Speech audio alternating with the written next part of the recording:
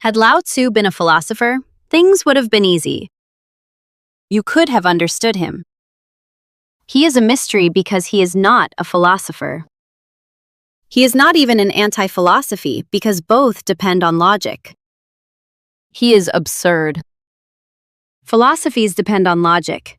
Anti-philosophies also depend on logic. So the anti-philosophies are also nothing but philosophies. Nagarjuna, a great anti-philosopher, is still a philosopher.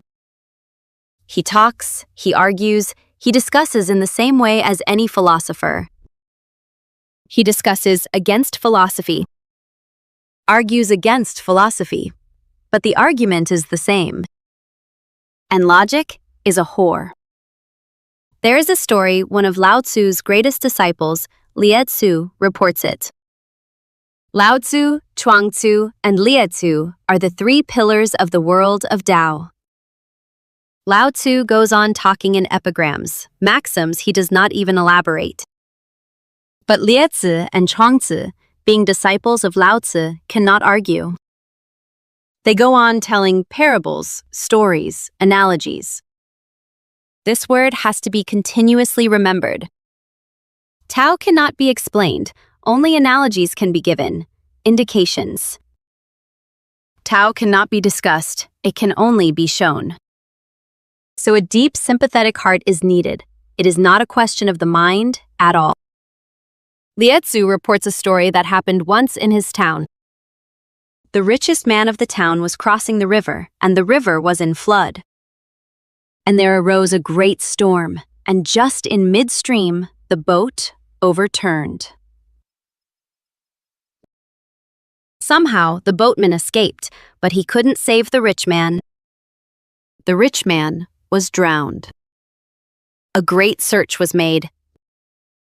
A fisherman found the body, the dead body, and he asked a fantastic price for it, and would not give it up for less. The family was not willing to give so much just for a dead body. So they went to a logician, a lawyer, a legal advisor, to ask what to do. Could something legally be done? The lawyer said, "Don't be worried. First, give me my fee, and then I will show you the way." So the lawyer took his fee and then said, "Hold on. He cannot sell the dead body to anybody else. He will have to yield because nobody will purchase that body. So just hold on." 2-3 days passed. The family followed the advice. The fisherman became worried because now the body was stinking, and he started feeling that it was better now to yield and accept whatsoever they gave. It had become a problem. Nobody else would purchase the body. He also felt it. So how could he bargain? But before deciding anything, he also went to the legal advisor, the same man. He said, "First give me the fee, and then I will give you the advice." He took his fee and said, "Hold on. The family cannot purchase the body from anywhere else. They will have to yield." Logic is a whore, a prostitute. It can be for, it can be against. It belongs to nobody. So logic can be for philosophy, and logic can be against philosophy. Lao Tzu is not an anti-philosopher because he is not a logician at all. Buddha is anti-philosophic. He argues against it. Nagarjuna is anti-philosophic. He argues against it. Not Lao Tzu. He does not argue at all. He simply states. He is not after you to convince you. No, not Lao Tzu. Everybody else seems to be in some way trying to convince you, but not Lao Tzu. He simply states and does not bother whether you are convinced or not. But his seduction is great. He seduces. He persuades. Not trying to convince, he convinces you deep down in the heart. And you cannot refute him because he gives no argument. That's the beauty, and that's his power. He simply states a fact. And he is not seeking converts, and he is not ready to make you a follower. No. Even if you are ready, he will not accept you.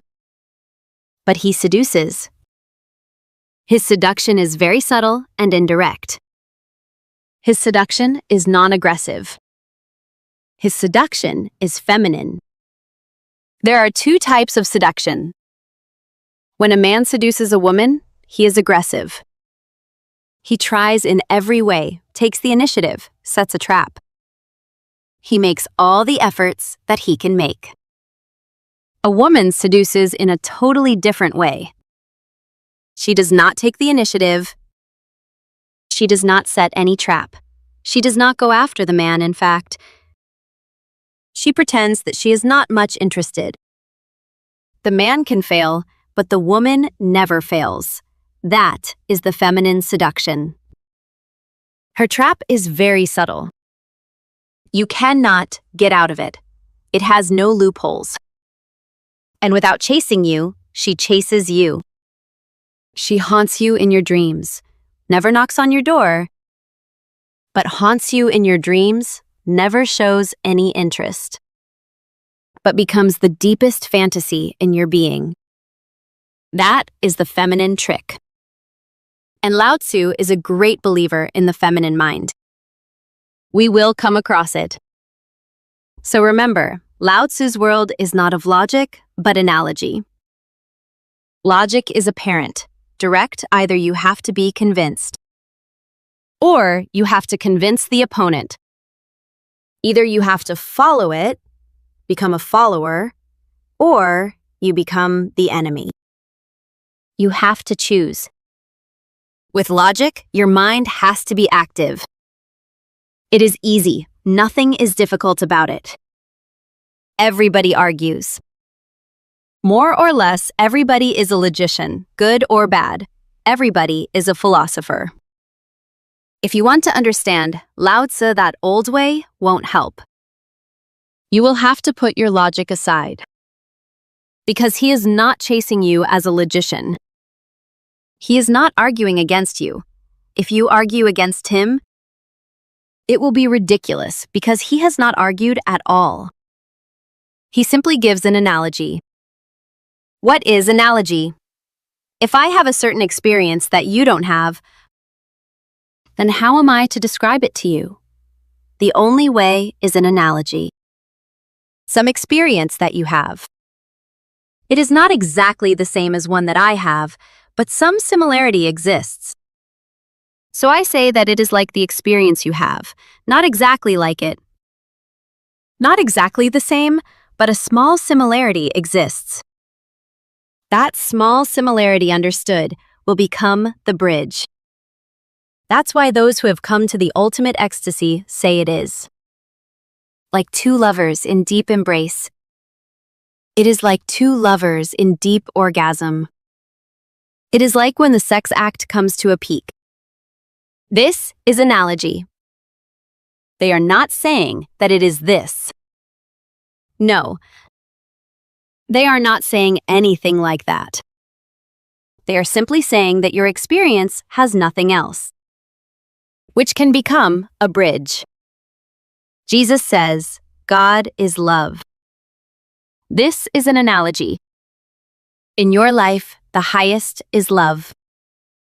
In God's being, the lowest is love.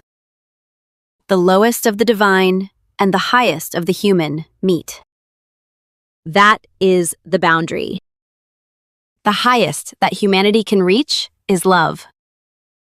It is lowest for the divine, just the feet of the divine. But from there, if the feet are found, you can find the whole God. That's why Jesus says, love is God. Not that love is God, but in your experience.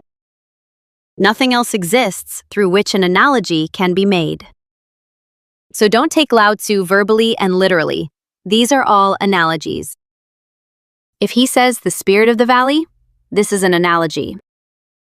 He is saying something, not exactly about the valley. Because the valley you know. Through the valley, he is giving you a feeling of something that you don't know. From that which you know, he is bringing you to that which you don't know. Analogy means a reference to the known to explain the unknown. When he says the spirit of the valley, he means many things. An analogy is always very pregnant. Logic is always narrow, analogy wide, infinite. The more you search in it, the more you find through it. Logic is exhaustible, analogy never. That's why you can go on. Reading and reading and reading books like Tao Te Ching or Bhagavad Gita or Jesus' Sermon on the Mount, they are inexhaustible. You can go on finding more and more because they are analogies. The more you grow, the more you can see in them. The more you can see in them, the more you grow.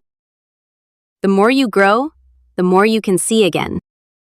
So these books are not books. They have a life of their own. They are alive phenomena. And you cannot read them once and be finished with them. No. That is not the way.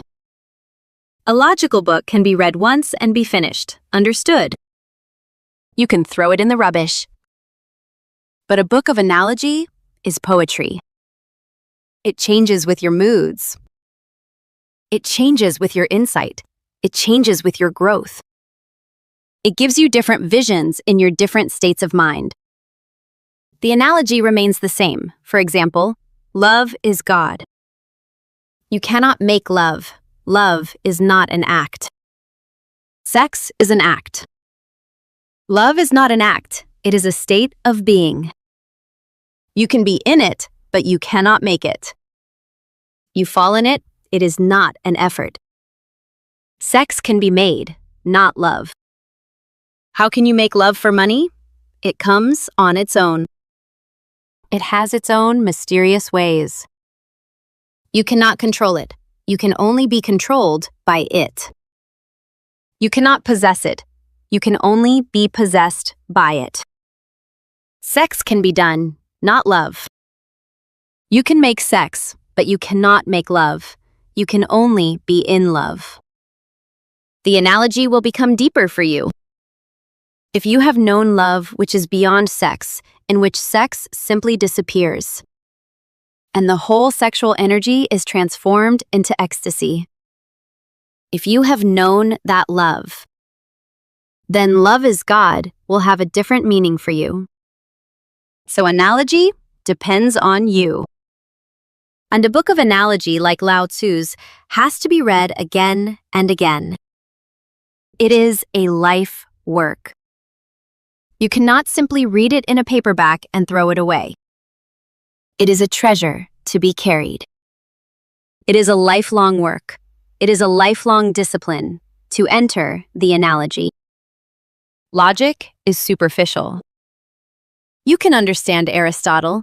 There is nothing much in it. But when you come to Lao Tzu, the first time, you may even miss that there is something.